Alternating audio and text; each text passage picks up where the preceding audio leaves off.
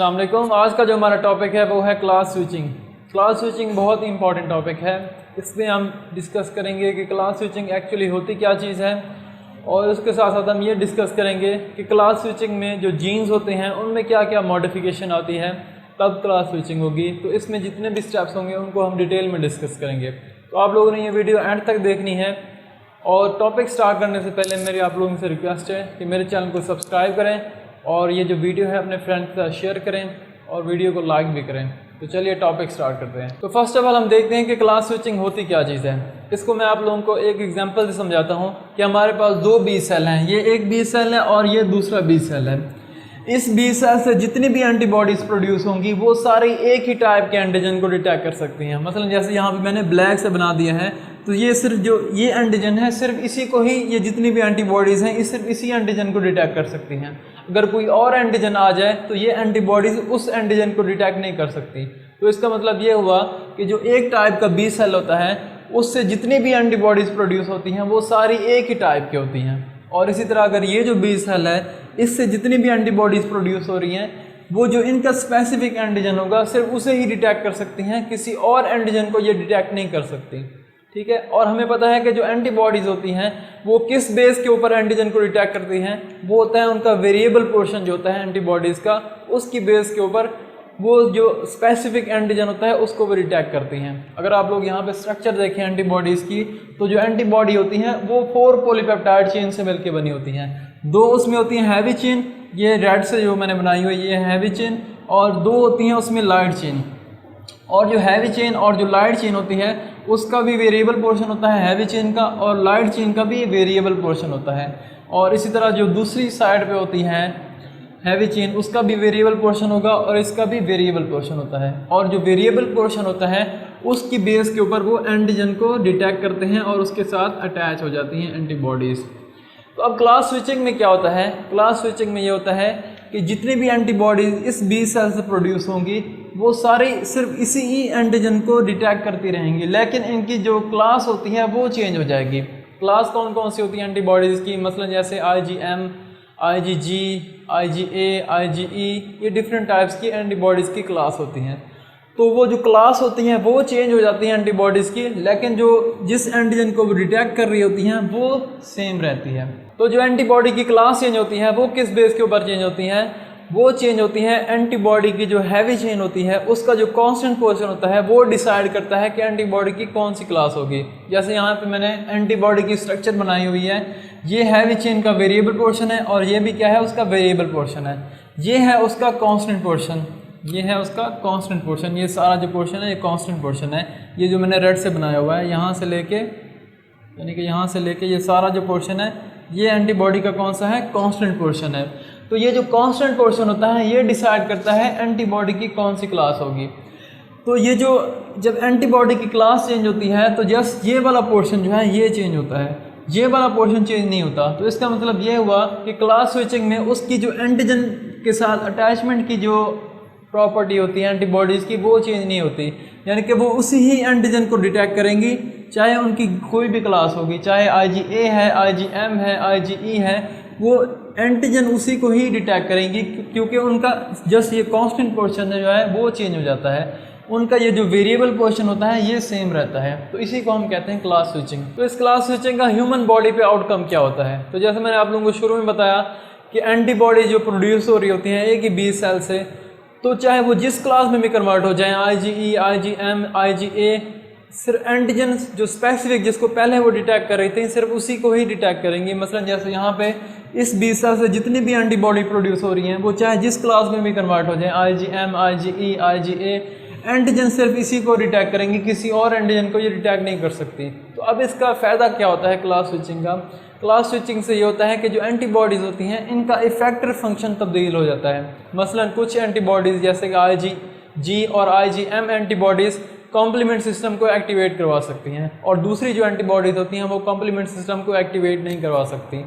तो जब एंटीबॉडीज़ इस एंटीजन के अगेंस्ट एक्टिवेट हुई हैं वो IgM और IgG में कन्वर्ट होंगी, तो वो कॉम्प्लीमेंट सिस्टम को इस एंटीजन के अगेंस्ट एक्टिवेट करवा देंगी। और इसी तरह जो IgE एंटीबॉडी होती है वो मैस्ट सेल के ऊपर जाके अटैच हो सकती है, और अगर कोई एलर्जन आ जाता है तो वो क्या करती है, मैस्ट सेल के अंदर जो ग्रैन्यूल्स होती हैं उनकी डीग्रेनुलेशन करवा देती है, जिससे क्या होता है उन मैस्ट सेल से हिस्टामिन रिलीज होता है और एलर्जिक रिएक्शन हो सकता है। और जैसे कि IgA एंटीबॉडी होती हैं वो ज़्यादातर सिक्रीशन में पाई जाती है। तो यानी कि एंटीबॉडी की क्लास स्विचिंग से क्या होता है कि जो उनकी एंटीजन बाइंडिंग प्रॉपर्टी होती है वो तब्दील नहीं होती, वो सेम रहती है, वो उसी ही एंटीजन को डिटेक्ट करेंगी वो एंटीबॉडी, लेकिन उनका जो इफेक्टर फंक्शन होता है वो तब्दील हो जाते हैं। तो इसको हम कहते हैं क्लास स्विचिंग। तो आप लोगों ने ये जहन में रखना है, क्लास स्विचिंग में क्या होगा कि जो वेरिएबल पोर्शन होता है एंटीबॉडी का वो सेम रहता है, जस्ट जो उसका हैवी चेन का कांस्टेंट पोर्शन होता है, लाइट चेन का कांस्टेंट पोर्शन जो होगा वो तब्दील नहीं होगा, जस्ट जो हैवी चेन का कांस्टेंट पोर्शन होता है वो तब्दील होता है। यानी कि ये पोर्शन डिसाइड करता है कौन सी टाइप की या कौन सी क्लास की एंटीबॉडी होगी। तो इसका मतलब ये हुआ कि इस यानी कि ये जो कांस्टेंट पोर्शन है इसको जो जीन्स बना रहे होते हैं वो डिसाइड करते हैं कि कौन सी टाइप की एंटीबॉडी होगी। यानी कि इसके जो जीन होंगे जब उनमें रीअरेंजमेंट या मॉडिफिकेशन का प्रोसेस होगा या रिकम्बिनेशन का प्रोसेस होगा तो वो डिसाइड करेंगे कि कौन सी टाइप की एंटीबॉडी होगी। तो अब हम देखते हैं कि इस एंटीबॉडी के यानी कि जो कांस्टेंट पोर्शन होता है इसके जीन्स कौन कौन से होते हैं और उनकी वजह से किस तरह से क्लास स्विचिंग होगी। अब उसको हम डिटेल में डिस्कस करते हैं। तो जैसे मैंने आप लोगों को बताया कि क्लास स्विचिंग में एंटीबॉडी की जो हैवी चेन होती है और हैवी चेन में भी जो उसका कांस्टेंट पोर्शन होता है उसकी इंपॉर्टेंस होती है कि ये पोर्शन डिसाइड करता है एंटीबॉडी की कौन सी क्लास होगी, IgM होगी, IgA होगी, IgE होगी या IgD होगी। तो ये पोर्शन डिसाइड करता है कौन सी एंटीबॉडी की क्लास होगी। तो क्लास स्विचिंग में इस पोर्शन की इंपॉर्टेंस होती है। तो यहाँ पे मैंने हैवी चेन के जीन्स बना दिए हैं और ये जो जीन्स होते हैं ये क्रोमोसोम नंबर 14 के ऊपर प्रेजेंट होते हैं। यानी कि जो हैवी चेन होती है उसके जो जीन्स होते हैं वो क्रोमोसोम नंबर 14 के ऊपर होते हैं। अब ये किस तरह से जीन इस हैवी चेन को बनाते हैं, इसमें जो ये जीन है V जीन, D जीन और J जीन, ये हैवी चेन का जो वेरिएबल पोर्शन होता है इसको बनाते हैं। अब क्योंकि इंपॉर्टेंस किसकी है, इस कांस्टेंट पोर्शन की है, तो इन जीन्स की इंपॉर्टेंस होगी क्लास स्विचिंग में। तो इस कांस्टेंट पोर्शन के जो जीन्स होते हैं वो डिफरेंट टाइप्स के होते हैं। यानी कि जिस टाइप की एंटीबॉडी होगी उस टाइप की कांस्टेंट जीन सिलेक्ट होगी और उस टाइप की एंटीबॉडी प्रोड्यूस होगी। मसलन आप लोग यहाँ पे देखें तो ये क्या है, कांस्टेंट म्यू जीन है। तो अगर इस जीन की सिलेक्शन होगी तो इससे जो एंटीबॉडी प्रोड्यूस होगी वो कौन सी होगी, IgM एंटीबॉडी होगी। और ये कौन सा है, कांस्टेंट डेल्टा जीन है। अगर इस जीन की सिलेक्शन होगी तो इससे जो एंटीबॉडी प्रोड्यूस होगी वो कौन सी होगी, IgD होगी। और IgG जो एंटीबॉडी होती है उसकी 4 टाइप्स होती हैं, IgG1, IgG3, IgG2A, IgG2B।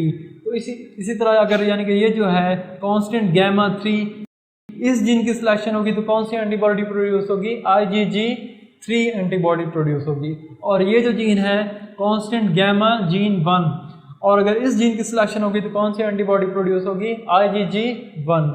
और अगर इसकी सिलेक्शन होगी तो कौन सी एंटीबॉडी प्रोड्यूस होगी, IgG2B। और अगर इसकी सिलेक्शन होगी तो कौन सी एंटीबॉडी प्रोड्यूस होगी, IgG2A। और अगर इसकी सिलेक्शन होगी इस जीन की तो एंटीबॉडी प्रोड्यूस होगी IgGE, क्योंकि ये कौन सा जीन है, कांस्टेंट जीन एप्सिलॉन है ये।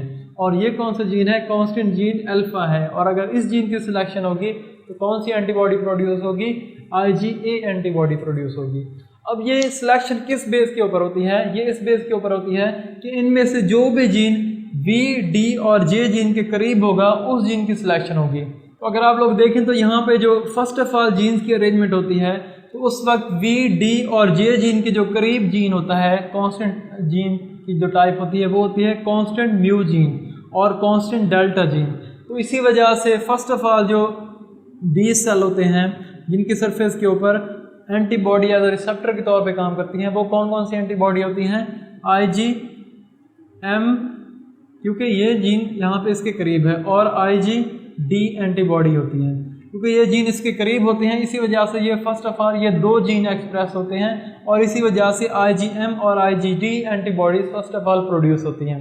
अब हम देखते हैं कि क्लास स्विचिंग किस बेस के ऊपर होती है, कौन कौन से ऐसे मैकेनिज्म होंगे जिसकी मदद से क्लास स्विचिंग होती है। तो क्लास स्विचिंग में क्या होता है, एक स्पेशल टाइप का सीक्वेंस होता है इस DNA के अंदर, उसकी मदद से क्या होती है, क्लास स्विचिंग होती है। उसको हम कहते हैं स्विच रीजन। तो ये जो स्विच रीजन होता है ये जितने भी जीन्स होते हैं उनसे पहले प्रेजेंट होता है, या उसको हम कहते हैं अपस्ट्रीम प्रेजेंट होता है।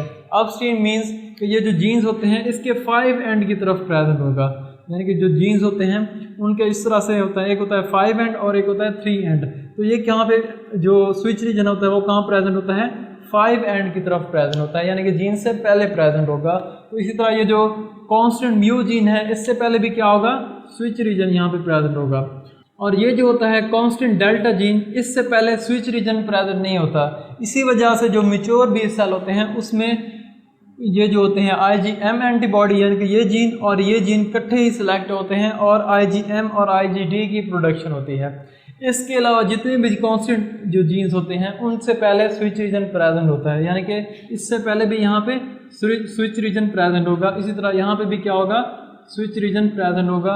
यहाँ पे भी क्या होगा, स्विच रीजन होगा। यहाँ पे भी होगा स्विच रीजन। इस तरह यहाँ पे भी होगा स्विच रीजन। इसी तरह यहाँ पे भी होगा स्विच रीजन। अब इनको हम किस तरह से रिप्रेजेंट करते हैं स्विच रीजन को, जिस टाइप की जो जीन होगी उससे पहले जो स्विच रीजन होगा उसी के बेस पे हम उसका नेम रखेंगे। मतलब जैसे ये जो है ये स्विच रीजन किससे पहले है, म्यू जीन से पहले है, तो इसको हम लिखेंगे S म्यू। और इसी तरह ये जो है ये किस जीन से पहले है, ये है गैमा 3 जीन से पहले, तो इसको हम लिखेंगे स्विच गैमा 3। तो इसी तरह जिस जीन से भी पहले होगा उसको उसी नेम से के लिहाज से हम उस स्विच रीजन को रिप्रेजेंट करवाते हैं। अब ये जो स्विच रीजन होता है ये किस तरह से क्लास स्विचिंग करवाता है, अब उसको हम देखते हैं। तो क्लास स्विचिंग में फ़र्ज़ करें कि फर्स्ट ऑफ ऑल जो एंटीबॉडी प्रोड्यूस हो रही थी वो IgM और IgD प्रोड्यूस हो रही है। अब हमारा जो बी सेल है वो इस एंटीबॉडी को प्रोड्यूस करवाना चाह रहे हैं, यानी कौन सी एंटीबॉडी, IgG1 को प्रोड्यूस करवाना चाह रहे हैं, यानी कि इस जीन की ट्रांसक्रिप्शन करवाना चाह रहा है और इससे जो IgG1 एंटीबॉडी प्रोड्यूस होगी उसकी प्रोडक्शन करवाना चाह रहे हैं। तो अब किस तरह से इस पोर्शन की, यानी ये वाला पोर्शन सिलेक्ट होगा, अब उसको हम देखते हैं। और इसमें ये जो स्विच रीजन होता है ये किस तरह से हेल्प करेगा इसको भी हम अब देखते हैं। तो ये होता ये है कि ये जो स्विच रीजन होता है यहाँ पे फर्स्ट ऑफ ऑल क्या होती है, ट्रांसक्रिप्शन स्टार्ट हो जाती है। तो ट्रांसक्रिप्शन में हमें पता है कि जो DNA होता है वो पहले होता है डबल स्टैंडर्ड, और ट्रांसक्रिप्शन जब होनी होती है फर्स्ट ऑफ ऑल इस तरह से DNA अटैच होता है। तो जब ट्रांसक्रिप्शन होनी होती है तो DNA डिटैच हो जाता है, यानी कि अलग अलग स्ट्रैंड हो जाते हैं और एक इस तरह का एक बबल बन जाता है, ताकि उसकी जो ट्रांसक्रिप्शन जो सिंगल स्ट्रैंड है उसको रीड किया जा सके और RNA प्रोड्यूस किया जा सके। तो यहाँ पे जो स्विच रीजन होगा इसकी जब ट्रांसक्रिप्शन स्टार्ट होगी तो यहाँ पे ये रीजन क्या हो जाएगा, इस तरह से, यानी DNA का ये पोर्शन भी अलग हो जाएगा और इसी तरह ये भी सिंगल स्ट्रैंड फॉर्म में आ जाएंगे। ये वाला यहाँ पे भी क्या है, यहाँ पे अटैच है DNA और यहाँ पे क्या हो गया है, अलग अलग हो गया, जहाँ पे उसकी ट्रांसक्रिप्शन स्टार्ट होनी है। तो जब ट्रांसक्रिप्शन होगी तो वहाँ पे RNA पॉलीमरेज एंजाइम आता है और RNA पॉलीमरेज क्या करता है, RNA को प्रोड्यूस करवा देता है। अब यहाँ पे जो RNA प्रोड्यूस होगा वो जब प्रोड्यूस हो जाता है तो यहाँ से वो डिटैच हो जाता है और डिटैच होने के बाद एक स्पेशल टाइप की स्ट्रक्चर में वो कन्वर्ट हो जाता है, कुछ इस तरह की वो स्ट्रक्चर में कन्वर्ट हो जाता है। इसको हम कहते हैं क्वाड्रिप्लेक्स कहते हैं। तो ये जो स्ट्रक्चर होती है ये क्या करवाती है, एक स्पेशल टाइप का जो एंजाइम होता है उसको यहाँ पे लेके आएगी, उसको हम कहते हैं एड। ये जो स्पेशल टाइप का एंजाइम होता है उसको यहाँ पे लेके आएगी और इस एंजाइम को हम कहते हैं एड, AID। अब ये क्या करवाता है, ये करवाता है कि इस स्विच रीजन में यहाँ पे भी जो नाइट्रोजनस बेस सिस्टीडीन प्रेजेंट होगी, यानी कि यहाँ पे सिस्टीडीन प्रेजेंट है, यहाँ पे सिस्टीडीन प्रेजेंट है, इसी तरह यहाँ पे सिस्टीडीन प्रेजेंट है, यहाँ पे सिस्टीडीन प्रेजेंट है, यानी कि इस DNA ये जो स्विच रीजन है इसके DNA के ऊपर जहाँ पे भी सिस्टीडीन प्रेजेंट होगी उसको रिप्लेस करवा देता है यूराडीन के साथ। तो यहाँ पे जितनी, यानी कि DNA के जिस पोर्शन में भी सिस्टीडीन होगी नाइट्रोजनस बेस, क्योंकि जो न्यूक्लियोटाइड्स होते हैं उनके 3 कंपोनेंट्स होते हैं, एक होती है डीऑक्सीराइबोज शुगर जो कि DNA में होती है, और दूसरा क्या होता है फास्फोरिक एसिड होता है, और तीसरी क्या होती है नाइट्रोजनस बेस। और नाइट्रोजनस बेस की क्या होती हैं 4 टाइप्स की होती हैं, तो उनमें से जो सिस्टीडीन है वो एक टाइप है। तो जहाँ पे भी सिस्टीडीन प्रेजेंट होगा उसको वहाँ से ये रिमूव करवा देगा। रिमूव कैसे करवाएगा, इस सिस्टीडीन की जगह पे यूराडीन यानी रिप्लेस करवा देगा। तो यहाँ पे अब क्या होगा, सिस्टीडीन की जगह पे यूराडीन आके अटैच हो जाएगा। तो यहाँ पे यूराडीन आ जाएगा, इधर भी यूराडीन आ जाएगा और यहाँ पे भी यूराडीन आ जाएगा। अब क्या होता है, एक और एंजाइम आता है जिसे हम कहते हैं UNG। तो यहाँ पे एक और एंजाइम आ जाएगा जिसे हम कहते हैं UNG। अब ये UNG क्या करता है, यहाँ पे भी अब यूरोडीन आ गए हैं जो कि एड ने यहाँ पे अटैच करवाए थे सिस्टीडीन को रिमूव करवा के। अब ये UNG क्या करवाएगा, इन यूरोडीन को यहाँ से रिमूव करवा देगा। तो अब ये जो न्यूक्लियोटाइड्स हो गए हैं, ये जो पोर्शन है इसको हम कहते हैं ए बेसिक। ए बेसिक मीन कि इन कंपोनेंट्स यानी कि यहाँ पे DNA का ये वाला जो पोर्शन है, यहाँ पे अब कोई नाइट्रोजनस बेस अटैच नहीं है, क्योंकि यहाँ पे जो यूरोडीन थी उसको UNG ने रिमूव करवा दिया है। तो अब ये रीजन क्या हो गया है, ए बेसिक हो गया है। तो अब ए बेसिक जो रीजन होता है इसको अब रिमूव करवाएगा एक और एंजाइम जिसे हम कहते हैं APE1। अब APE1 क्या करवाता है, जहाँ पे भी ए बेसिक रीजन हो गया था, क्योंकि यहाँ पे UNG ने क्या करवाया था, यूरोडीन को रिमूव करवा दिया था, यानी कि नाइट्रोजनस बेस यहाँ से रिमूव हो गई थी। तो यहाँ पे जितने भी ए बेसिक रीजन होते हैं उनको यहाँ से रिमूव करवा देगा। तो अब यहाँ से DNA क्या हो गया है, कट हो गया है, यानी कि यहाँ पे जो न्यूक्लियोटाइड्स थे उनके दरमियान यहाँ पे जो फास्फोडाइस्टर लिंकेज था वो ब्रेक डाउन हो गया है। तो यहाँ से DNA, इस स्विच रीजन से DNA ब्रेक डाउन हो गया है। और इसी तरह इनमें से जिस जीन की भी सिलेक्शन होनी है, फर्स्ट में जैसे यहाँ पे मैंने बताया कि IgG1 है, इसकी प्रोडक्शन करवानी है, तो अब यहाँ इससे पहले जो स्विच रीजन होगा उसमें भी यही प्रोसेस होगा, यानी कि वहाँ पे भी अब ट्रांसक्रिप्शन स्टार्ट होगी। और जैसे यहाँ पे मैंने बताया कि जब ट्रांसक्रिप्शन स्टार्ट होगी तो अब ये क्या होगा, जो DNA होगा वो सिंगल स्टैंड हो जाएगा, इस तरह से अलग अलग हो जाएगा। अब क्या होगा, यहाँ पे भी जिस तरह यहाँ पे RNA प्रोड्यूस हुआ था, तो यहाँ पे भी क्या होगा, RNA प्रोड्यूस होगा और ये इस क्वाड्रुप्लेक्स में कन्वर्ट हो जाएगा इस तरह से। और यहाँ पे क्या होगा, जैसे एड यहाँ पे आया था तो यहाँ पे भी क्या होगा, एड आएगा, और वो क्या करवाएगा, यहाँ पे भी सिस्टीडीन प्रेजेंट थे उनको कन्वर्ट यानी कि उनको रिप्लेस करवा देगा यूरोडीन के साथ। तो यूरोडीन में क्या होगा, फिर आएगा यहाँ पे UNG, वो क्या करवाएगा, यूरोडीन को रिमूव करवा देगा। तो अब वो पोर्शन क्या बन जाएगा, ए बेसिक पोर्शन होगा, और ए बेसिक पोर्शन की जो रिमूवल करवाएगा वो APE1 करवा देगा। तो अब यहाँ पे भी जो है वो DNA की ब्रेक डाउन हो जाएगी। तो आप लोग यहाँ पे देखें तो ये रीजन और ये रीजन क्या हो गए हैं, कट हो गए हैं, क्योंकि यहाँ पे DNA की ब्रेक डाउन हो गया है। तो अब क्लास स्विचिंग में यही होता है कि ये जो दरमियान का पोर्शन जो है ये हमें नहीं चाहिए, क्योंकि इस जीन की हमने ट्रांसक्रिप्शन करवानी है ताकि IgG1 एंटीबॉडी प्रोड्यूस हो। तो अब क्या होगा, क्योंकि ये रीजन भी DNA का कट हो गया है और ये वाला रीजन भी DNA का कट हो गया है, तो ये दरमियान का जो कट पोर्शन है ये अब यहाँ से डिलीट हो जाएगा।